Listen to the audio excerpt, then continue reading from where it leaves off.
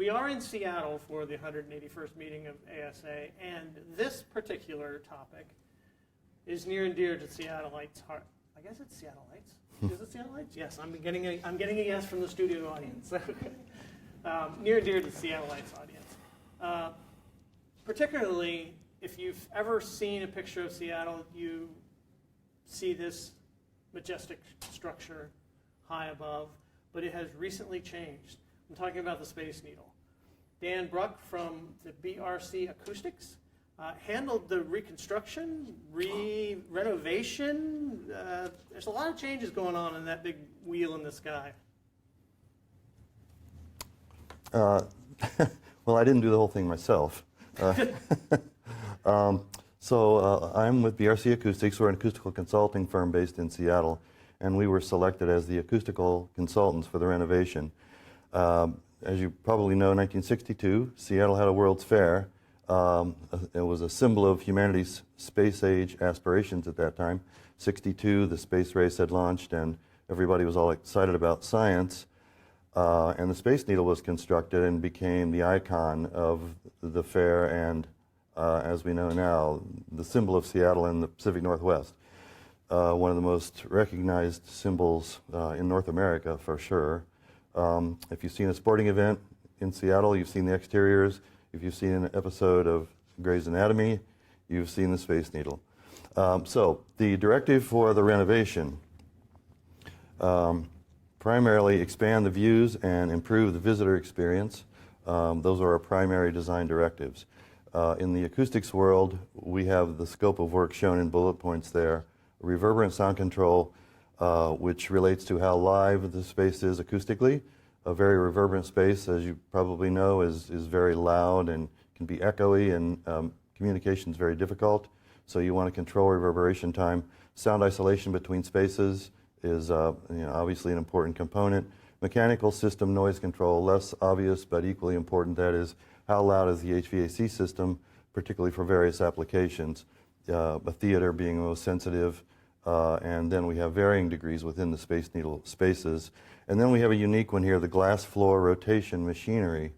The Space Needle, the renovated Space Needle, has what I'm told is the world's only rotating glass floor, which is really exciting to visit and experience. And the concern was that machinery and the noise associated with it could be an issue. So that was a very interesting challenge for us to look at. What you see here is an exploded view of the Space Needle. Facts and figures in the box there.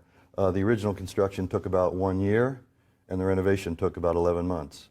So that's an interesting comparison. That's 600 feet high, give or take. The World's Fair was very successful. There were about 10 million visitors in '62 that visited the World's Fair, including everybody from Elvis Presley to Richard Nixon. So the Space Needle has been visited by lots of famous people. In fact, Elvis made a movie there. It happened at the World's Fair, which you can check out probably on Netflix or somewhere. So anyway, the glass floor, 10 layers of glass. It's really awesome to visit. And on my visits up there, I've seen the automatic instinct for, it seems like young boys, is to stomp on the floor to see if they can break it. Fortunately, you can't. There are also a number of glass panels, which you'll see as we go through these slides here. The important thing about the exploded view is it shows the proximity of the floors. At the very top, you can see we have a mechanical level, so all the HVAC equipment. Immediately below is the observation level, where that's the occupied level. Then a service level, mechanical mezzanine, again, directly above the restaurant.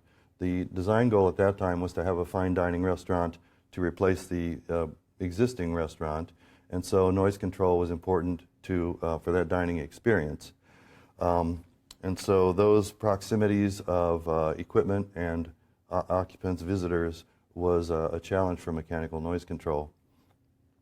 Here's a section through the Space Needle that shows those floor adjacencies a little better. You can see that the mechanical room directly above observation and so on.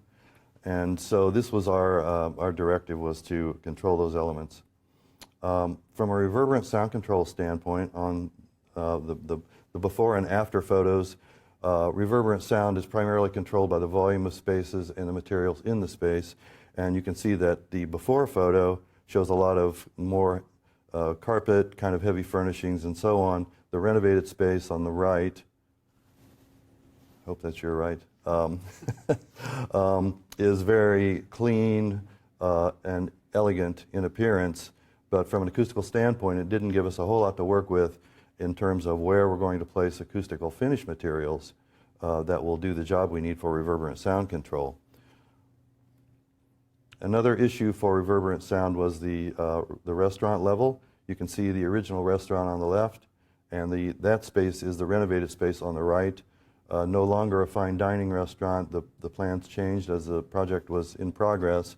It's now cocktails and hors d'oeuvre service and evening sunset cocktail kind of events and things like that. It's just beautiful up there.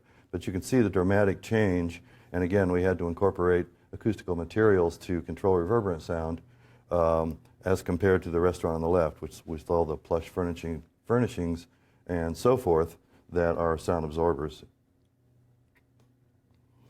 Another issue was the grand staircase that was introduced into the renovated space. On the left you see a gigantic hole that was blown in the floor, which was amazing to me. That thing is about 20 feet by 30 feet, I would guess. As the contractor, your job is to go in and knock a hole in the floor of the Space Needle. I'm glad I wasn't part of that team. And on the right is the result, what they were able to implement because of that opening. Beautiful staircase, a real feature of the renovated space. For our purposes, it represented two things. We now have a giant sound path between the restaurant level and the observation level, which is what we don't want, and then some reverberant sound control as well. So this staircase represented a couple of options for us.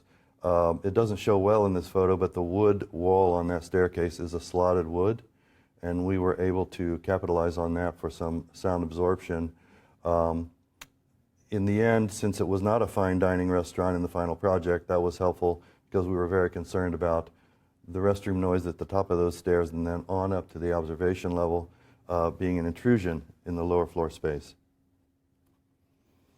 Improved views was another objective, and you can see on the left it looks sort of like a cage there, and on the right is the new version, completely transparent. It's just really a beautiful facility, including the benches are transparent, the rotating floor is transparent.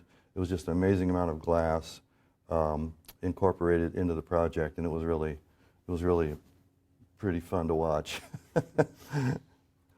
So mechanical system noise control, as I mentioned, is very important, and our challenges, I said also, is it's the proximity of the mechanical equipment to noise-sensitive areas, and then space constraints. There was no space for, typically we'll often use duct silencers for mechanical noise control.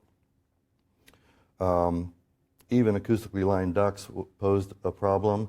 There was virtually nowhere to expand the mechanical space. Everything is fixed. Obviously, you're 600 feet in the air, so there is no expansion here. So those were interesting challenges for us. The one other unique point is the rotating machinery for the floor. On the left, you see the gears that engage and turn the floor assembly. And you're looking through the glass floor in that photo. It doesn't show the ground level, but when you visit up there, you look straight down and you see 600 feet below you. People really, sometimes it varies, the reactions vary. Some people don't want to get on it.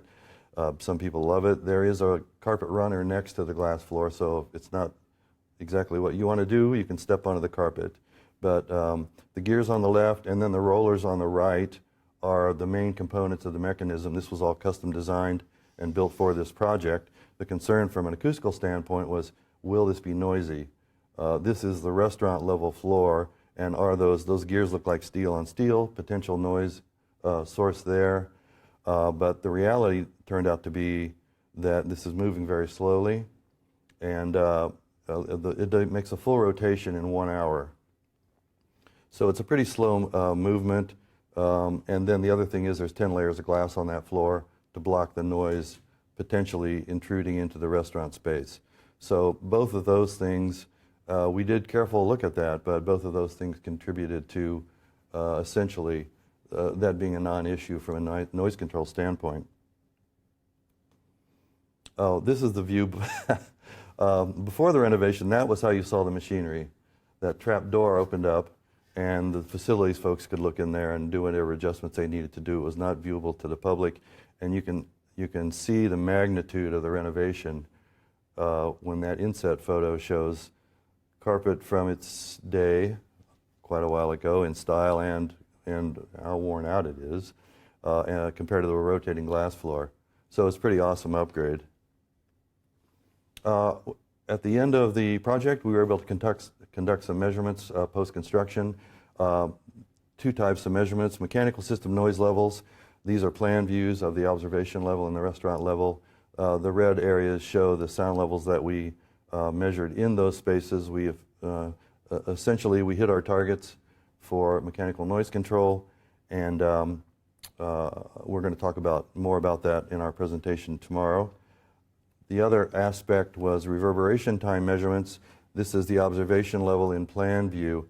Typically, when we measure reverberation time, we measure it in a rectangular room or something resembling a more typical shape. In this case, we measured reverberation time in the area identified in blue. So we were in a circular space with 3 or 4 alcoves involved, and it made for very interesting results and consideration from a reverberant standpoint. That's the summary of our project, and we're going to elaborate on that some more tomorrow when we do the presentation here. Thank you. Dan, it looks beautiful. I agree. It looks great. I mean, they did a great job. But, you know, everything gets better with time, right? I noticed in your exploded view that there was not the spaceship from Men in Black, so I'm a little concerned about your schematics on that. Well, you know what what I think about. I was going to check if you're old enough to remember the Jetsons. I wonder what year that came out, because George Jetson's garage looks just like the Space Needle. It does indeed. Yeah. You specifically mentioned the rotating floor many times, and I'm fascinated to see the glass flooring. And it did not impact the sound internally, but externally, was there any kind of noise impact from the renovations and changes they made to the Space Needle? No. For starters, any noise sources are 600 feet above ground level. Also, the Space Needle is in the middle of a large former fairground, which is still used for public purposes, so there's no real noise sensitivity in the surrounding area. And there's also no significant noise sources on the structure itself. The roof is really clean. It has a couple of exhaust fans possibly, so there's no mechanical on the roof. There's no significant noise sources, so it's no change for the neighborhood. We have a question from Alan Boyle from GeekWire. How were the results interesting? How does the sound differ between pre-renovation and post-renovation space? And do you wish the carpets were back in style? Well, actually, we were able to control reverberant sound effectively with ceiling treatment is what the end result turned out to be. The results were interesting to me in that I didn't really know how to predict what would happen. What would those results be when you're in this tube with a large volume? And so it was just inherently interesting from that standpoint. Yeah, I'm a fan of carpet. But the Directive was clean, elegant, and they did a beautiful job, and we were happy to be a part of that. Part of probably just as famous as the Space Needle is to Seattle is the Seattle weather. Did that have any kind of impact acoustically on what you did inside with rain and wind? And as you say, it's kind of in the middle of a fairgrounds. Mm-hmm. No, weather concerns, the Space Needle's been there over 50 years. It's withstood a lot of earthquakes and all kinds of weather. And so it wasn't really a concern for us. Noise intrusion from weather events would just be part of the experience, I think. And the glass is so thick that anything we could have suggested would be less than what was used. Question from Jennifer Ouellette. What were some of the solutions you found to overcome the constraints for acoustic dampening of the mechanical noise since you couldn't use ducts? Well, we added additional material on the ceilings below the mechanical equipment. and then we had to get creative. We did use line ducts, but we didn't use them in a standard way. We had to introduce new return plenums, for example, with lining in the plenums, directing the air in a direction it might not have gone otherwise, but we needed that sound path with damping in it to control the sound transmission. So to say we didn't line ducts is not totally accurate. We did line plenums that we had to get creative with. One more question from the webcast. Is the noise evenly distributed, or are there pockets of higher level noise within the facility? That's interesting. Generally, it's uniform. It turns out now that as part of the experience, they play background music on both levels. So that pretty much masks any HVAC noise that we were looking at. We did see everything measured generally around in mid-40s dBA, the LEQ measurement. It was elevated in front of the food concession area because there's refrigeration equipment and all that kind of activity. So it was uniform except for in front of the food service area. Okay. I'm going to have to stop by. See you. I really recommend it. It's fun. Thank you so much, Dan. Okay, my pleasure. Thanks. And thank you for everyone who joined us today. We've had great sessions all the way through. The recordings will be available probably in the next couple days. If you missed something, want to check it out, we'll have those available to you. Hope everyone has a great day, and if you can get to the Space Needle, go visit. Check out Dan's work. Have a great day.